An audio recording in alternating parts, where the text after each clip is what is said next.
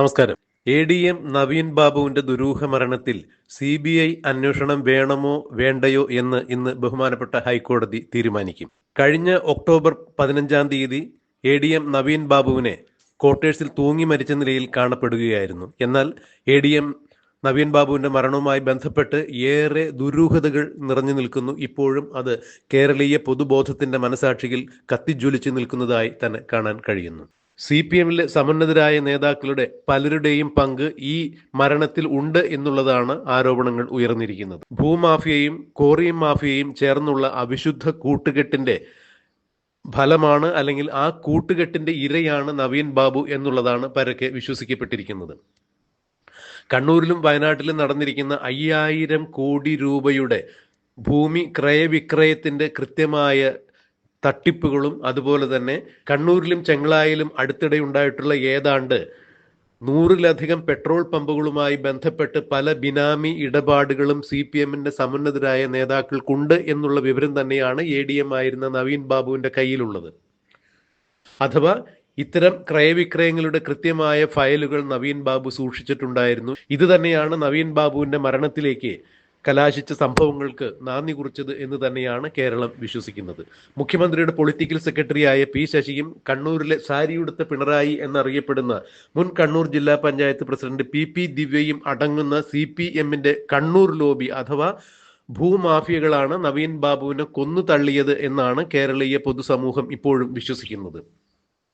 അതെന്ത് തന്നെയായാലും നവീൻ ബാബുവിന്റെ കേസ് അന്വേഷിച്ച കേരള പോലീസിന്റെ സ്പെഷ്യൽ ഇൻവെസ്റ്റിഗേഷൻ ടീം ഈ വിഷയത്തിൽ ഒട്ടും തന്നെ മുന്നോട്ട് പോയിട്ടില്ല. കേസിന് ഒരു പുരോഗതി ഉണ്ടായിട്ടില്ല. അതുകൊണ്ട് നവീൻ ബാബുവിന്റെ മരണത്തിൽ CBI അന്വേഷിക്കണം എന്നാവശ്യപ്പെട്ടുകൊണ്ട് തന്നെയാണ് നവീൻ ബാബുവിന്റെ ഭാര്യ മഞ്ജുഷയും കുടുംബക്കാരും ബഹുമാനപ്പെട്ട ഹൈക്കോടതിയിൽ ഒരു ഹർജി നൽകിയത്. പ്രാഥമിക വാദങ്ങൾക്ക് ശേഷം ഡിസംബർ 12 അതായത് ഇന്ന് വാദം കേൾക്കുവാൻ വേണ്ടി ബഹുമാനപ്പെട്ട ഹൈക്കോടതി ആ കേസ് മാറ്റിവെക്കുകയായിരുന്നു. ജസ്റ്റിസ് ബെച്ചു കുര്യന്റെ ബെഞ്ചിൽ നിന്നും ജസ്റ്റിസ് കൗസർ എടപ്പകത്തിന്റെ ബെഞ്ചിലേക്കാണ് ഈ കേസ് ഇപ്പോൾ മാറ്റപ്പെട്ടിരിക്കുന്നത് എന്ന് പറയുമ്പോൾ അത് തന്നെയാണ് നവീൻ ബാബുവിന്റെ കുടുംബക്കാർക്കുള്ള ഏക പ്രതീക്ഷ. നിയമപുസ്തകം മാത്രം നോക്കി നീതിന്യായ വ്യവസ്ഥയുടെ തലനാരിഴ കീറി പരിശോധിച്ച് നിയമം വ്യാഖ്യാനിക്കുന്ന ജസ്റ്റിസ് കൗസർ എടപ്പകത്ത് നവീൻ ബാബുവിന്റെ കുടുംബത്തിന് നീതി ലഭ്യമാക്കും എന്ന് തന്നെയാണ് ആ കുടുംബത്തിന്റെയും ഇപ്പോൾ കേരളത്തിന്റെയും പ്രതീക്ഷ. കേരളത്തിന്റെ മനുഷ്യ മനസാക്ഷിയെ മരവിപ്പിച്ച ഞെട്ടിച്ച ഈ അടുത്ത കാലത്തൊന്നും ഇത്രത്തോളം വലിയ ഒരു കൊലപാതകമോ മരണമോ ഉണ്ടായിട്ടില്ല, അഥവാ ഒരു മരണത്തിന്റെ പിന്നിൽ ഇത്രത്തോളം ദുരൂഹതകൾ ഉണ്ടായിട്ടില്ല എന്ന് തന്നെയാണ് മനസ്സിലാക്കാൻ കഴിയുന്നത്. നവീൻ ബാബുവിന്റെ മൃതദേഹം ഇൻക്വസ്റ്റ് ചെയ്തത് മുതൽ തുടങ്ങുന്നു ഈ മരണത്തിലുള്ള ദുരൂഹതകൾ. അടുത്ത ബന്ധുക്കൾ എത്താതെ, അല്ലെങ്കിൽ ഞങ്ങൾ ആരും തന്നെ എത്താതെ ഇൻക്വസ്റ്റ് തയ്യാറാക്കരുതെന്ന് നവീൻ ബാബുവിന്റെ കുടുംബം വിളിച്ചു പറഞ്ഞിട്ട് നവീൻ ബാബുവിന്റെ കുടുംബം കണ്ണൂരിലേക്ക് എത്തുന്നതിന് മുമ്പ് അദ്ദേഹത്തിന്റെ മൃതദേഹത്തെ ഇൻക്വസ്റ്റ് പൂർത്തിയാക്കിയിരിക്കുന്നു. എന്നാൽ ഈ ഇൻക്വസ്റ്റ് തയ്യാറാക്കുമ്പോൾ നവീൻ ബാബുവിന്റെ അടിവസ്ത്രത്തിൽ രക്തത്തിൽ മുങ്ങിയ നിലയിലായിരുന്നു എന്നുള്ളതായിരുന്നു ഇൻക്വസ്റ്റിൽ രേഖപ്പെടുത്തിയിരിക്കുന്നത്. എന്നാൽ പോസ്റ്റ്മോർട്ടം റിപ്പോർട്ടിലാകട്ടെ ഇതൊന്നും എവിടെയും പരാമർശിച്ചിട്ടില്ല. മാത്രമല്ല പോലീസ് നൽകിയിരിക്കുന്ന FIRലും ഈ കാര്യങ്ങളൊന്നും പരാമർശിച്ചിട്ടില്ല. അതായത് നവീൻ ബാബുവിന്റെ ഇൻക്വസ്റ്റ് റിപ്പോർട്ടും പോസ്റ്റ്മോർട്ടം റിപ്പോർട്ടും FIRും തമ്മിൽ പരസ്പര വിരുദ്ധമായി നിലകൊള്ളുന്നു. മാത്രമല്ല ബഹുമാനപ്പെട്ട ഹൈക്കോടതിയിൽ കേരള പോലീസും സർക്കാരും സമർപ്പിച്ച സത്യവാങ്മൂലത്തിൽ, അതായത് CBI അന്വേഷണം ഈ കേസിൽ ആവശ്യമില്ല എന്ന് കാണിച്ചുകൊണ്ട് സർക്കാരും പോലീസും സമർപ്പിച്ച സത്യവാങ്മൂലത്തിൽ നവീൻ ബാബുവിന്റെ ഇൻക്വസ്റ്റ് റിപ്പോർട്ടോ അല്ലെങ്കിൽ ഇത്തരം ഇൻക്വസ്റ്റ് റിപ്പോർട്ടിൽ പറയുന്ന കാര്യങ്ങളോ പരാമർശിച്ചിട്ടില്ല എന്ന് പറയുമ്പോൾ ഇതിൽ തന്നെ ദുരൂഹതകളേറെയാണ്. കോടതിയെ തെറ്റിദ്ധരിപ്പിക്കുന്ന തരത്തിൽ തന്നെയാണ് സർക്കാരും പോലീസും പെരുമാറിയിട്ടുള്ളത്. അതുകൊണ്ട് തന്നെ കേരള പോലീസിന്റെ സ്പെഷ്യൽ ഇൻവെസ്റ്റിഗേഷൻ ടീം ഈ കേസിൽ ഒരു കാരണവശാലും സത്യം പുറത്തു കൊണ്ടുവരില്ല എന്ന് തന്നെയാണ് കേരളീയ പൊതുബോധവും നവീൻ ബാബുവിന്റെ കുടുംബവും ഇപ്പോഴും ഉറച്ചു വിശ്വസിക്കുന്നത്. അതുകൊണ്ട് തന്നെയാണ് CBI അന്വേഷണം ആവശ്യപ്പെട്ട് കുടുംബം ബഹുമാനപ്പെട്ട ഹൈക്കോടതിയെ സമീപിച്ചത്. അതെന്ത് തന്നെയായാലും നവീൻ ബാബുവിന്റെ കേസുമായി ബന്ധപ്പെട്ട് കേസിന്റെ അന്വേഷണ പുരോഗതി എന്താണെന്ന് കാണിക്കുന്നതിന് വേണ്ടിയുള്ള അന്വേഷണ റിപ്പോർട്ടും കേസ് ഡയറിയും ബഹുമാനപ്പെട്ട കോടതിയിൽ ഡിസംബർ 6 മുമ്പ് ഹാജരാക്കണം എന്ന് കോടതി ഉത്തരവിട്ടിട്ടും നാളിതുവരെയായിട്ടും, അതായത് ഇന്ന് കോടതിയിൽ വാദം കേൾക്കുന്ന അവസരത്തിൽ പോലും കേസ് ഡയറിയും അന്വേഷണ റിപ്പോർട്ട് സമർപ്പിച്ചിട്ടില്ല എന്നാണ് ഒരു മാധ്യമം എന്ന രീതിയിൽ നമുക്ക് കിട്ടിയിരിക്കുന്ന വാർത്തകൾ.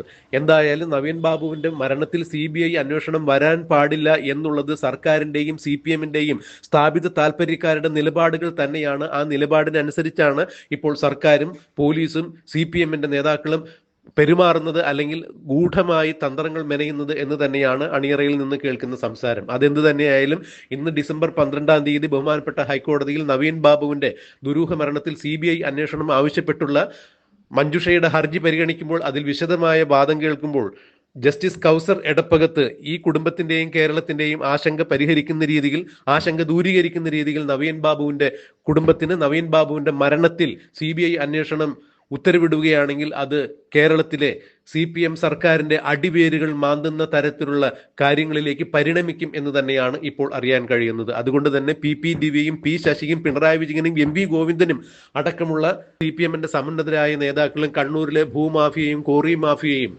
മറ്റ് അനധികൃത ഇടപാടുകൾ നടത്തിയിരിക്കുന്ന ബിനാമികളും നെട്ടോട്ടത്തിൽ തന്നെയാണ് എന്നുള്ളതാണ് മനസ്സിലാക്കാൻ കഴിയുന്നത്. ഏത് വിധേനയും എന്ത് വില കൊടുത്തും CBI അന്വേഷണം തടയുക എന്നുള്ളത് തന്നെയാണ് സർക്കാരിന്റെയും അതുപോലെ തന്നെ പോലീസിന്റെയും ഈ വിഷയത്തിലുള്ള തന്ത്രം എന്ന് തന്നെ അറിയുമ്പോൾ എന്താണ് ഇന്ന് കോടതിയിൽ നടക്കുക എന്നുള്ളത് നമുക്ക് കണ്ടറിയാം, കാത്തിരിക്കാം.